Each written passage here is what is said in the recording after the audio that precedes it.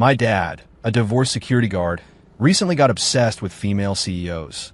Tags, comedy, goofy, urban, out-of-the-box intro. My dad, a divorced security guard, recently got obsessed with short-form videos. He's constantly in my ear, spouting lines like, with a smirk and a swagger, I'll claim what's mine. And he insists that the new CEO in our apartment complex, the one who drives a Bentley, is his destined runaway bride. I'm losing it. I'm just a normal high schooler who wants to study hard, get into a good college, and land a decent job. Can someone please take this drama king away from me? Asking for a friend, but really, it's urgent. Chapter 1. Insolent Child. My dad, David Miller, stood there in a slightly ill-fitting security uniform, one foot propped on a coffee table, the other hand behind his back. He looked down at me with an expression he clearly thought was intimidating. Don't you understand?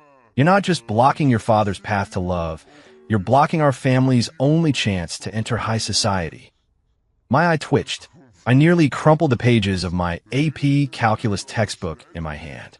Dad, please take your foot off the coffee table. Mom just cleaned it before she left.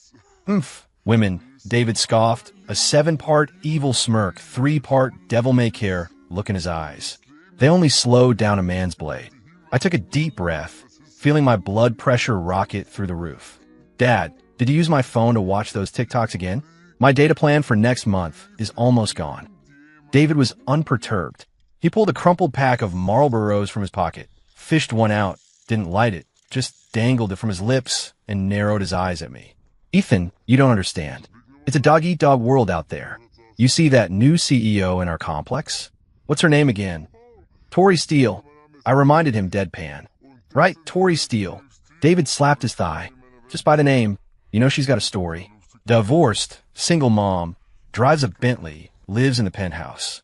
Women like that, they look cold on the outside, but inside they're soft as tofu, just waiting for a man like me, a man with a past, with stories in his eyes, to warm her heart. I closed my eyes, picturing my dad, beer gut prominent, tobacco-stained teeth bared, leaning into the CEO and declaring, "Woman, you have successfully caught my attention." My stomach lurched. Dad, she's a multi-millionaire CEO. You're a security guard making $3,000 a month. Your only common ground besides being divorced is what? Exactly. Shallow. David spat the unlit cigarette, but to the side. Do you know what the Ice Queen CEO falls for me, the divorced security guard, is about? This is the script coming to life. She and I are a match made in heaven. I gave up. There was no reasoning with someone living in a TikTok fantasy. I just wanted to quietly finish my math homework. Ding dong, the doorbell rang. David's eyes lit up. He bolted to the door, yanked it open, and struck what he clearly thought was his most dashing pose. Woman, you finally came looking for me?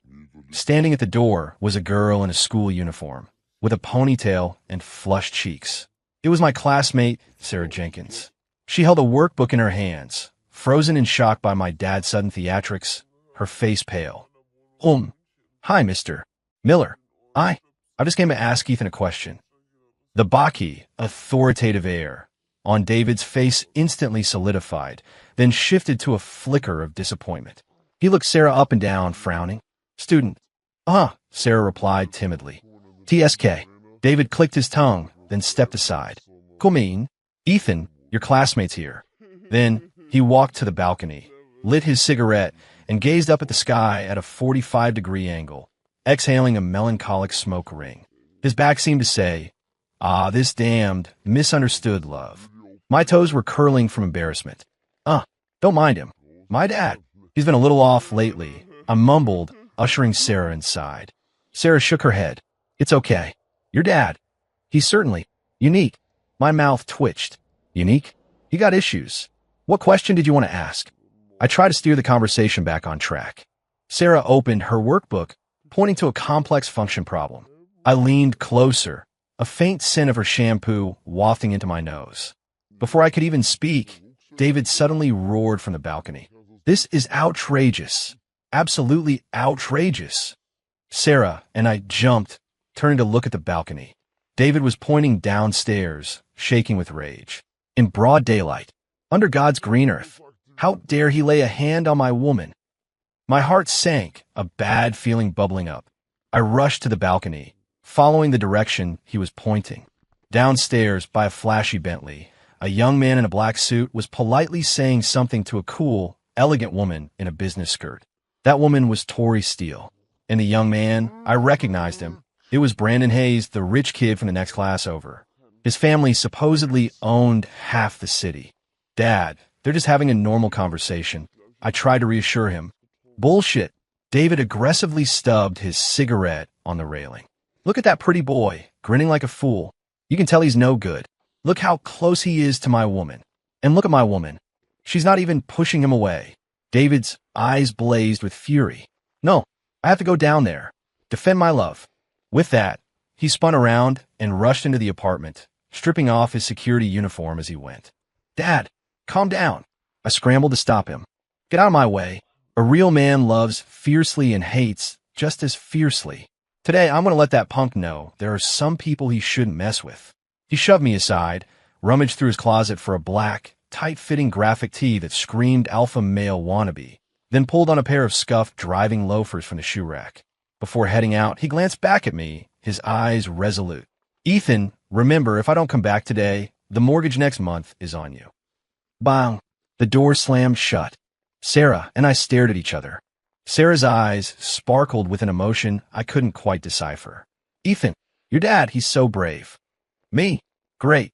The world's gone insane, and now even the only normal person in sight is getting warped. He's cool. Yes. Sarah nodded emphatically. To protect the woman he loves, unafraid of power, even standing up to a rich kid like that. Isn't that chivalry? It's so romantic. I opened my mouth, but no words came out.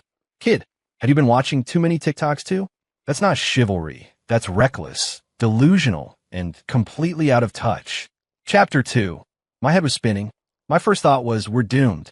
My dad's pathetic skills, combined with those brain-dead lines from his TikToks. What was he doing down there if not getting himself killed? I rushed to the balcony. David was already charging towards the Bentley like an enraged bull.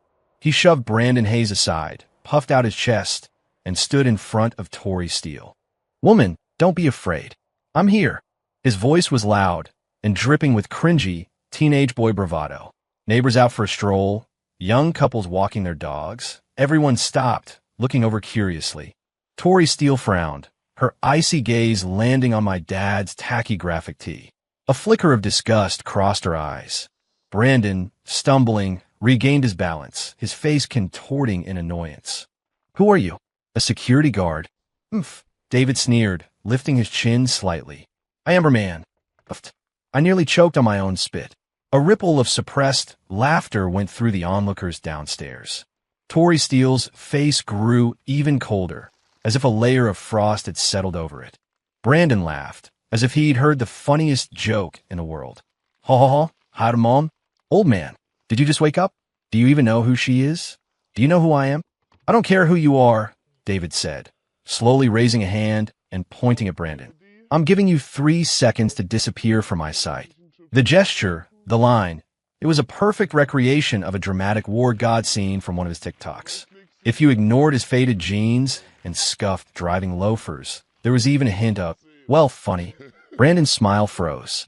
He probably hadn't encountered such an audacious security guard in his life. Are you crazy? 3.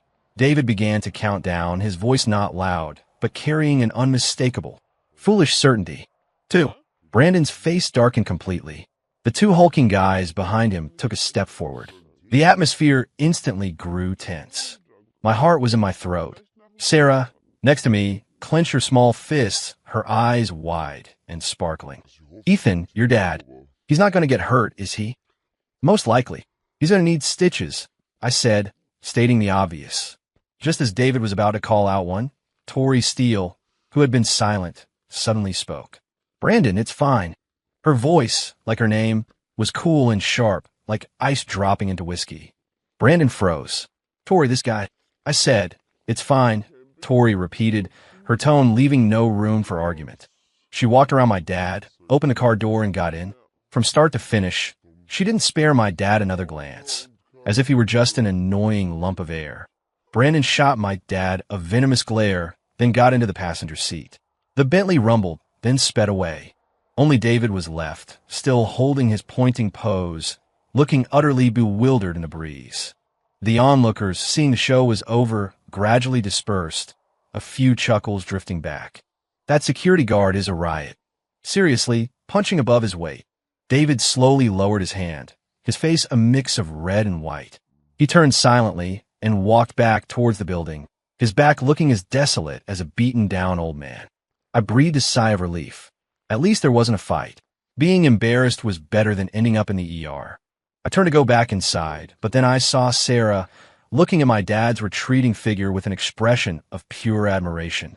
"Ethan, your dad is so cool." "Me?" I wondered if my ears were broken. "He's cool." "Yes." Sarah nodded emphatically. To protect the woman he loves, unafraid of power, even standing up to a rich kid like that. Isn't that chivalry? It's so romantic. I opened my mouth, but no words came out. "Kid, have you been watching too many TikToks too?" That's not chivalry. That's reckless, delusional, and completely out of touch. David came home, dejected, and plopped onto the sofa, silent. I poured him a glass of water. "Dad, drink some water. I told you, she's a CEO. She's not interested in you." David suddenly looked up, the fire rekindling in his eyes. "No, you're wrong." "Me? I'm wrong again? Didn't you see?" He excitedly grabbed my shoulders. "She spoke in the end. She told that pretty boy it was fine." "Why would she say it was fine?" "Because she didn't want to make a scene." "Shallow," David declared. "Because she cared about me. She couldn't bear to see me get into a conflict with someone else for her sake. She was protecting me that way. She cares about me." My head was throbbing. This man's incredible ability to connect non-existent dots. He should be a Hollywood writer. "Dad, I've decided." David interrupted me, suddenly standing up. "I'm going to show her my determination.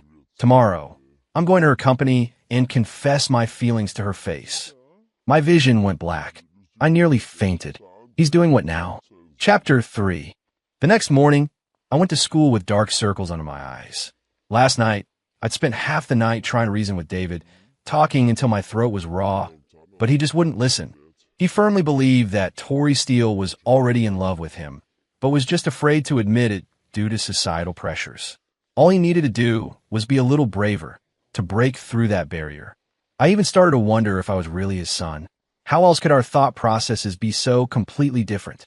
As soon as I walked into the classroom, I felt a weird atmosphere. Several classmates were gathered around, pointing at a phone, occasionally bursting into laughter. "Ha ha ha, this old man is so funny," acting like some alpha male.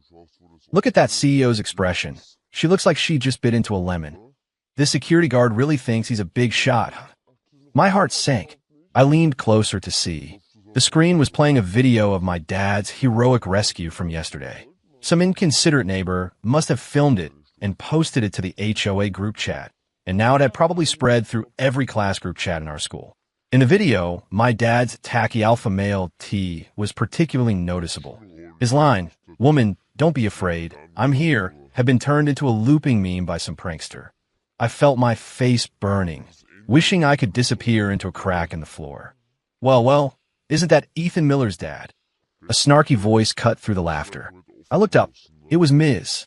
Davison, my homeroom teacher. A woman in her 30s with heavy makeup. She loved to judge people, especially kids from average families like mine. She clicked across the room in her heels, swaying her hips, and looked down at me. "Ethan, your dad certainly made our class famous. Now the whole grade knows we have a security guard dad who wants to be a CEO's stepdad." The class erupted in laughter. I clenched my fists, my nails digging deep into my palms. "Ms. Davison, please show some respect."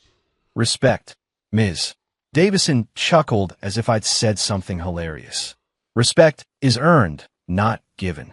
Instead of bothering with your dad's drama, you should focus more on your studies.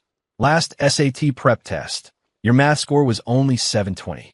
Where did those missing points go? Don't you reflect on that? With scores like yours, you think you're getting into Stanford or MIT. Dream on." I took a deep breath. "Ms. Davison, first, my dad's actions might have been misguided, but he didn't harm anyone. As a teacher, is it appropriate to openly mock a student's parent in class without knowing all the facts? Does that align with a teacher's code of conduct?" Ms. Davison's face shifted. "Second, regarding my scores. For that problem, I believe my solution was more concise and had fewer steps than standard answer. I've already emailed my solution to Professor Evans from Stanford's math department, and he's approved it. Those points were a grading error, not mine. I pulled a printout of the email from my backpack and slapped it on the desk. Here's a screenshot of my email exchange with Professor Evans. You can take a look. The class fell silent instantly. Everyone's eyes were on that piece of paper. Ms. Davison's face turned green, then pale, like a rapidly changing color palette. She picked up the paper, looking at the clear email exchange and Professor Evans's comment. This solution is brilliant, truly elegant. Her lips trembled, unable to speak a word. Third, I said, looking at her, enunciating each word. Whether I get into Stanford or MIT is my business. But as a teacher, using this method to undermine a student's confidence, I think you might need a refresher course on what it means to be a role model. You, Ms. Davison trembled with anger, pointing at me. You get out. Now. Immediately. This instant. I picked up my backpack and walked out, expressionless. Behind me, I could feel the shocked and admiring gazes of my classmates. I even saw Sarah, her small face flushed, stars practically in her eyes as she looked at me. I wasn't in the mood for any of it. I stood in the hallway, looking out the window. Only one thought in my mind. Peace at last. But that peace didn't last long. My phone rang. It was an unknown number. I hesitated, then answered. Hello, is this Ethan Miller? The voice on the other end was cool, but annoyingly familiar. It is. This is Tori Steele. Me? I felt my temples start to throb again. Chapter 4, Tori. I asked tentatively. It's me. The voice on the other end gave away no emotion. Do you have time now? I like to meet. I'm in class, I lied. You're standing in the hallway, being disciplined. Me? I subconsciously glanced up. The security camera at the end of the hall was blinking red. No wonder she was a CEO. She had her ways. Regarding your father, I think we need to talk. Tori's voice remained icy. I'm at the coffee shop across from your school. Click. She hung up. I clutched my phone, feeling like I was holding a hot potato. Go or not go. If I went, I really didn't want to get involved in my dad's mess. If I didn't, this CEO clearly wasn't someone to mess with. Who knew what kind of trouble she'd stir up? After 3 seconds of deliberation, I decided to go. Might as well face it head on. I told the hall monitor that I had a stomachache and needed to go to the nurse's office, then slipped out of school. At the coffee shop, Tori sat by the window. She wasn't wearing a business suit today, but casual clothes. Yet, her stay-away aura was still too strong to ignore. An untouched cup of coffee sat in front of her. I walked over and sat opposite her. Tori, what do you need? I cut straight to the chase. Tori looked up, her beautiful, almond-shaped eyes scrutinizing me, as if trying to see right through me. Your dad, David Miller, came to my company today. My heart clenched. He didn't do anything crazy, did he? He held 999 plastic roses, set up a heart-shaped candle display in front of my company building, and with a megaphone blared Total Eclipse of the Heart on repeat. My vision went black. The image was too vivid. And then, I asked, my voice trembling. Then, just as I was about to have security escort him out, my father appeared. Your father? Yes. Tori's expression showed a crack for the first time. A complex mix of helplessness, anger, and utter exasperation.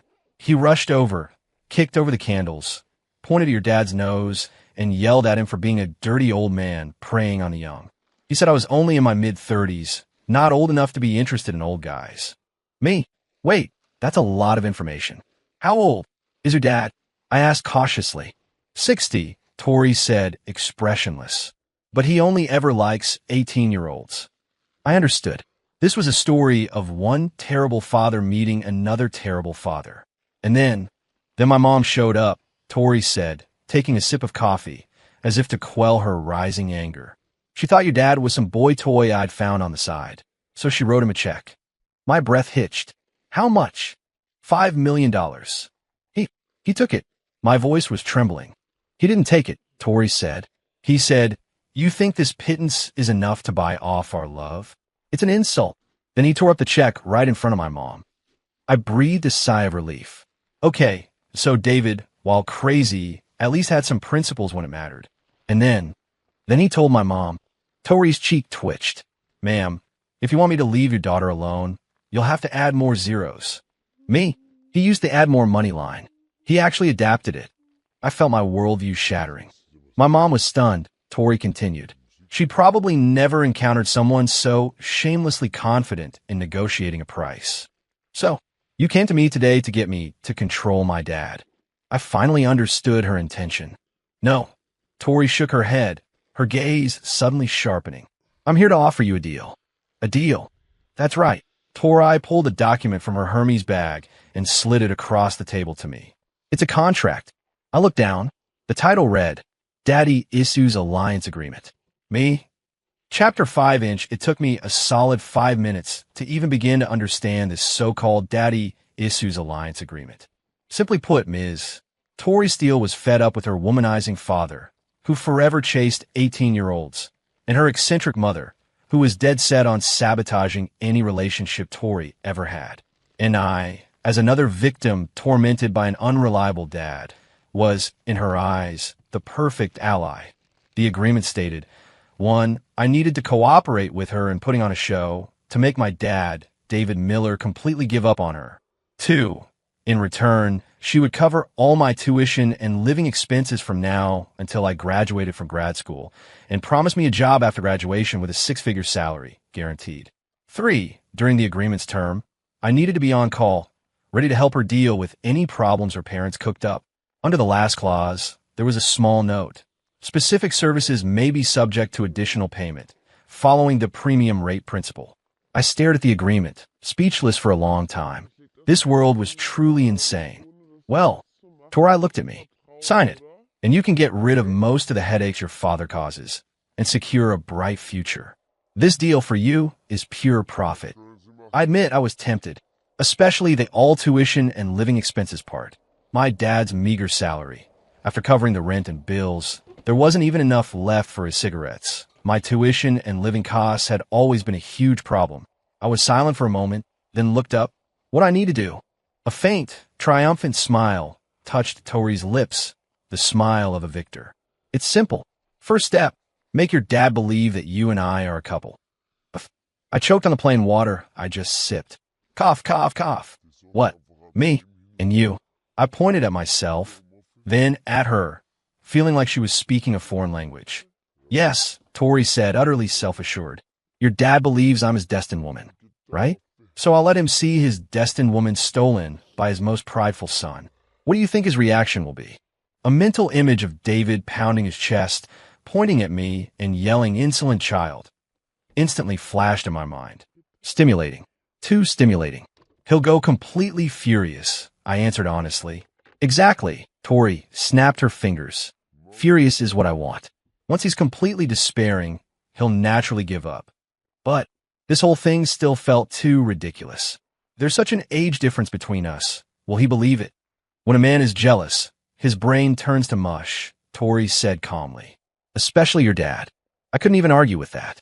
So, what exactly do we do? I felt myself being drawn deeper and deeper into a massive whirlpool. I'll pick you up after school, Tori said. Remember, from now on, you're my little boyfriend. Act your age, bright, confident, with a touch of rebellion. I looked at my faded school uniform and my usual don't talk to me expression. Bright? Confident? Rebellious? That sounded harder than solving the Goldbach conjecture. Tori, I took a deep breath. This acting gig has a pretty high difficulty level. I think it might need a premium rate. I don't know why that just blurted out. Maybe my dad's habits were rubbing off on me. Tori paused, then smiled. That smile, like ice melting a rare bloom, was enough to light up the entire cafe. Interesting, she said, pulling a black card from her bag and placing it on the table. Password, all eights. Consider this your spending money, effective immediately. I stared at that legendary black card, swallowing hard. I felt like I'd just sold my soul. But damn, it was a good price. Chapter 6. After school that afternoon, as I stepped out of the school gates, a flashy red Ferrari executed a sleek turn and stopped right in front of me. The window glided down, revealing Tori's stunning face. She wore sunglasses, her red lips like fire. Get in, little boyfriend. Immediately, countless envious, jealous, and gossipy glances shot our way from my classmates. Sarah stood not far off, looking at me, then at Tori in the car, her mouth slightly open, her eyes wide with shock and disbelief. My scalp tingled. Enduring the immense pressure, I pulled open the car door and got in. Virum, the Ferrari roared, then sped away under the gaze of 1,000 eyes. My reputation gone. Tori, do we really need to make such a spectacle? I buckled my seatbelt, feeling completely out of place. If we're acting, we go all out, Tori said, eyes on the road. Your dad's a security guard. He knows every camera and every piece of gossip in this complex. We have to be seamless. The car drove straight to my building. Sure enough, as soon as I got out, I spotted David. He was bragging to his buddies at the guard station. Seeing me step out of a Ferrari, with Tori following, his expression instantly went from smug to stunned. Tori, in her heels, walked over to me and casually hooked her arm through mine. My whole body stiffened. A mature, distinct perfume scent drifted into my nose, making my heart skip a beat. Ethan, aren't you going to introduce me to your dad? Tori's voice was sweet, almost sickeningly so, a completely different version from what I'd heard before. I felt goosebumps rise on my arms. David's mouth hung open wide enough to fit an egg. He looked at me, then at Tori, his eyes full of confusion and bewilderment. Tori, you too. Hello, Mr. Miller. Tori smiled sweetly at him. From today on, I'm Ethan's girlfriend. Please, guide me in the future. Boom! I almost heard the sound of David's world shattering. He stumbled back 2 steps, leaning against the guard station wall to steady himself. He pointed at me, his lips trembling, unable to speak for a long time. Insolent child. Finally, he squeezed out those 2 words from between his teeth. His eyes looked like he wanted to flame me alive. Dad, love is love, I said, gritting my teeth, reciting the lines Tori had coached me on. Tori and I are truly in love. We hope you can give us your blessing. Truly in love. David's anger turned into a furious laugh. How old are you? Do you even know what love is? She's the one I saw first. He practically roared that last sentence.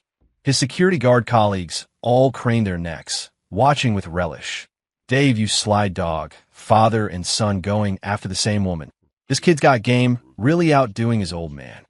Tori, apparently feeling the drama wasn't quite high enough, suddenly stood on her tiptoes and kissed me on the cheek. Smack! The sound was clear. I was completely petrified. David's eyes instantly turned red. I'll kill you, you insolent child. He roared, snatched a broom from the guard station, and charged at me. Terrified out of my mind, I grabbed Tori and ran. David Miller, you stop right there. Insolent child, don't you run. I'm going to teach you a lesson today. Behind us were David's exasperated roars and a laughing crowd. I, dragging a multi-millionaire CEO, was being chased for 3 blocks by my $3,000 a month security guard dad wielding a broom. Could this world get any more surreal? Tori and I ran full tilt, finally hiding inside a 24-hour convenience store.